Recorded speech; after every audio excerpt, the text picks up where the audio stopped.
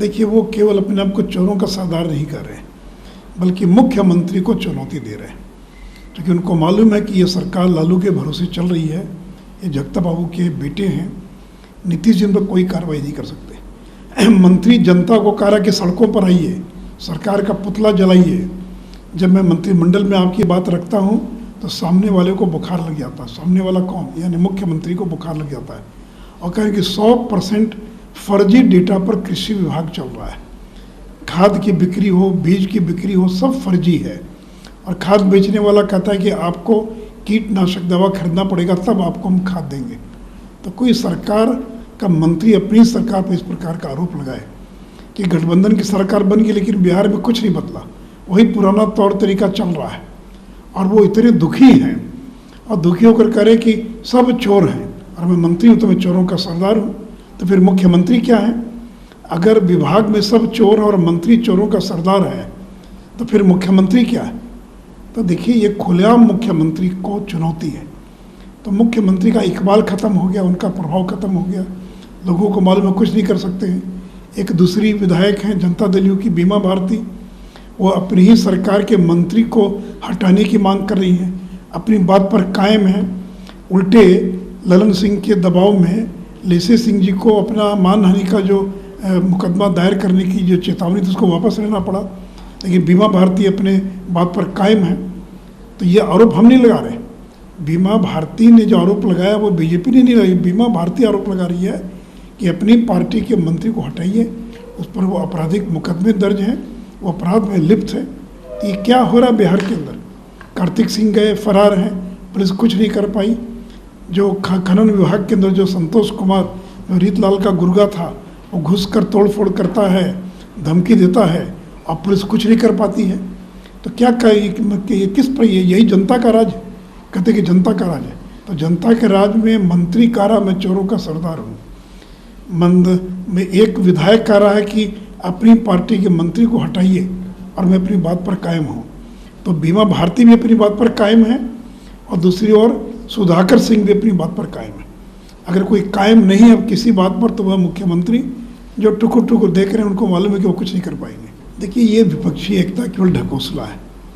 केसीआर तो अब राष्ट्रीय पार्टी बनाने जा रहे हैं और वो HD कुमारस्वामी के साथ मिलकर और एक नई पार्टी बनाने जा रहे हैं जिसको जो समर्थन होगा HD कुमारस्वामी का। ये तो कुमारस्वामी से भी तो गले मिले थे, ये केसीआर से भी मिले, क्या हुआ? और आज अरविंद केजरीवाल का बयान आ गया है कि कांग्रेस का तो कोई अस्तित्व ही नहीं है, कांग्रेस के बारे में मुझसे कोई सवाल मत पूछिए। तो देखिए, ममता बनर्जी, अरविंद केजरीवाल, कोई किसी को स्वीकार करने के लिए तैयार नहीं है। तो इसलिए कोई भारत जोड़ो में लगा है, नीतीश कुमार विपक्ष को जोड़ने में लगे हैं, कोई भारत जोड़ने में लगा, कोई विपक्ष को जोड़ने में लगा है। लेकिन क्या नीतीश कुमार अरविंद केजरीवाल और कांग्रेस को एक टेबल पर बैठा सकते हैं? आज लेफ्ट ने, CPM ने सबसे बड़ा हमला किया है राहुल गांधी पर और ये कहा है कि क्या कारण है कि राहुल गांधी यूपी में केवल 3 दिन जा रहे हैं और केरल में 15 दिन रहेंगे। तो ये तो CPM सवाल उठा रही है।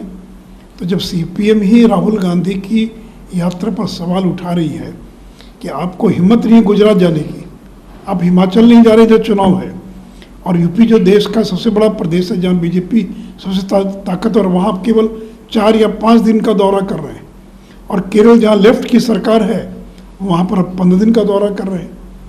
इसलिए देखिए, जो लेफ्ट हो, राइट हो, ममता हो, केजरीवाल हो, केसीआर हो, ये सब इसी प्रकार आपस में लड़ते रहेंगे, कोई किसी को स्वीकार करने के लिए तैयार नहीं है।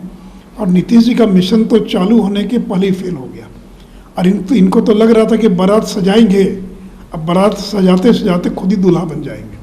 लेकिन यहाँ तो बाराती सज नहीं रही है तो दूल्हा कहाँ से बनेंगे? देखिए, वो तो मणिपुर वाला हाल हुआ या फिर जो हुआ था अरुणाचल प्रदेश में, और वहाँ जो लोग जीते, क्या नीतीश कुमार वहाँ प्रचार करने गए थे? क्या उनका कोई प्रभाव है? क्या कोई सभा की थी? क्या लोग जीत गए अपनी ताकत पर? और उन लोगों को बड़ा खराब लगा कि नीतीश जी ने क्यों RJD से हाथ मिला लिया, कांग्रेस से हाथ मिला लिया। तो उनकी नीतियों के खिलाफ लोगों ने विद्रोह कर दिया और इसे एक और प्रदेश छोटा ही, भले ही वो यूनियन टेरिटरी हो, लेकिन दादरा नगर हवेली भी जो है वो जनता दल यू से मुक्त हो गया। इसलिए धीरे धीरे बहुत सारे राज्य मुक्त होंगे और देश के अनेक राज्यों में इसी प्रकार जनता दल में विद्रोह की स्थिति दिखाई पड़ेगी। 2 वोट भी वो दिला सकते हैं क्या पवन वर्मा के जुड़ने और नहीं जुड़ने से बिहार की राजनीति पर क्या असर होने वाला? उनके पास तो 2 वोट भी नहीं है। तो इसलिए पवन वर्मा आए जाए, जदयू में रहें या न रहें, उससे कोई फर्क नहीं पड़ता है। देखिए, नीतीश जी ने जो राजद कांग्रेस के साथ जाने का निर्णय लिया, अधिकांश विधायक क्षुब्ध है, नाराज है और जनता दल में विद्रोह की स्थिति पैदा हो गई है। उसका उदाहरण बीमा भारती अपनी बात पर कायम है, वो एक मंत्री पर आरोप लगा रही है। निखिल मंडल जो बीपी मंडल के पौत्र हैं, उन्होंने विद्रोह कर दिया, उन्होंने प्रवक्ता पद से त्यागपत्र दे दिया। जो उनकी दादरा नागर हवेली की जो इकाई है उसमें विद्रोह हो गया, वो बीजेपी में मर्ज कर गई। इसके पहले अरुणाचल प्रदेश में, मणिपुर में उनकी पूरी की पूरी इकाइयों ने बीजेपी में वो लोग शामिल हो गए।